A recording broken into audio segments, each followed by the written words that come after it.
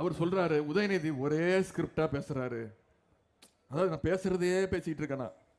பின்ன உங்களை மாதிரி நான் ஒவ்வொருத்த நேரமா மாத்தி மாத்தி பச்சோந்தி மாதிரியா பேசிட்டு இருக்க முடியும்? நான் ஒன்னை தான் பேசுவேன். நான் சமூக நீதியை தான் பேசுவேன். நான் நீட் தேர்வு ரத்த பத்தி தான் பேசுவேன்.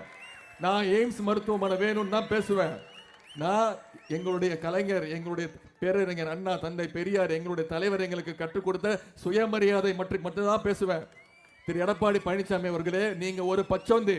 உங்களை மாதிரி நீங்க இபிஎஸ் பார்த்தா ஒரு மாதிரி பேசுவீங்க,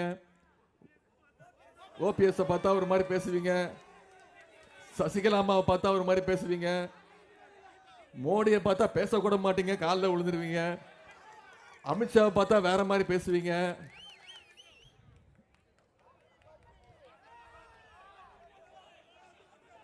சில நேரம் பேசவே மாட்டீங்க. பேசிட்டா இருக்காரு, என்ன பண்றாரு?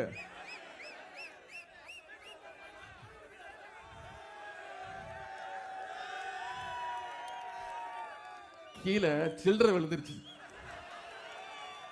சில்லறையை தேடிட்டு இருக்காரு. இது மாதிரி ஒரு போட்டோ யார் காலையாவது நான் விழுந்த மாதிரி ஒரு போட்டோ காட்டுங்க, நான் அரசியல் விட்டு விலகிடுறேன்.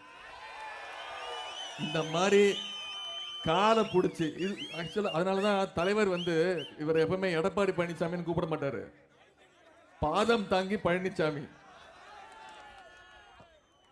பாதம் தாங்கி பழனிசாமி.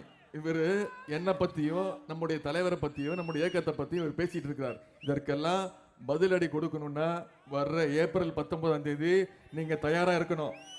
இந்த படம்லாம் வரும்ல, படம்லாம் ரிலீஸ் ஆகும் தெரியும். அதுக்கு முன்னாடி ஒரு 10 நாள் முன்னாடி ட்ரெய்லர் ரிலீஸ் பண்ணுவாங்க. கேள்விப்பட்டிருக்கீங்களா? பார்த்துருக்கீங்களா? நான் வெறும் ட்ரெய்லர் தான், புரியுதா? நான் வெறும் ட்ரெய்லர் தான். மெயின் பிக்சர் யார் தெரியும்ல? தலைவர். தலைவர் தான் மெயின் பிக்சர். அவர் 2ஆம் தேதி இங்க வராரு, உங்களை எல்லாம் சந்திப்பாரு. இதை விட பயங்கரமா பேசுவாரு, தேர்தல் வாக்குறுதியை சொல்லுவாரு, கேள்வி மேல கேள்வி கேட்பாரு. ஒன்றிய பிரதமர் திரு 29 பைசாவை கேள்வி மேல கேள்வி கேட்பாரு. அப்ப நான் இன்னைக்கு இந்த தொகுதி முடிச்சுட்டு நாளைக்கு வேற தொகுதிக்கு போயிடுவேன். தலைவரும் பிரச்சாரத்தை முடிச்சுட்டு அடுத்த தொகுதிக்கு போயிடுவாரு. ஆனா இங்க நீங்க தான் அடுத்த 22 நாள் மக்களோடு மக்களா இருந்து நீங்க ஒவ்வொருத்தரும் பொறுப்பெடுத்துக்கணும். இந்த ஒரு தெருவுக்கு நான் பொறுப்பு, இந்த 5 ஓட்டுக்கு நான் பொறுப்பு, இந்த 2 குடும்பத்துக்கு நான் பொறுப்பு, இவங்களை நான் கூட்டிட்டு உதயசூரியன் சின்னத்துல திரு கதிரானந்த் அவர்களுக்கு வாக்களிக்கிறதுக்கு நான் பொறுப்பு அப்படிங்கிற பொறுப்பை நீங்க எடுத்துக்கணும். எடுத்துட்டீங்களா? அப்படி செஞ்சா மட்டும்தான் நீங்க சொன்ன வாக்குறுதி குறைஞ்சது 2 லட்சம் வாக்கு வித்தியாசத்துல ஜெயிக்க முடியும். செய்வீங்களா? நிச்சயம் செய்வீங்களா?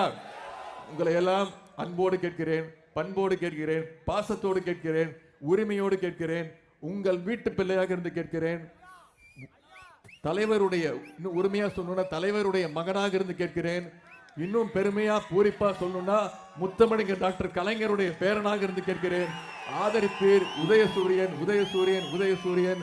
உங்கள் வெற்றி வேட்பாளர் திரு கதிரானந்த் அவர்களை வெற்றி பெற செய்து பாராளுமன்றத்துக்கு அனுப்புங்கள். அவர் நிச்சயம் உங்களுடைய குரலாக இருப்பார் என்று கூறிக்கொண்டு வாய்ப்புக்கு நன்றி கூறி விடைபெறுகின்றேன். நன்றி, வணக்கம்.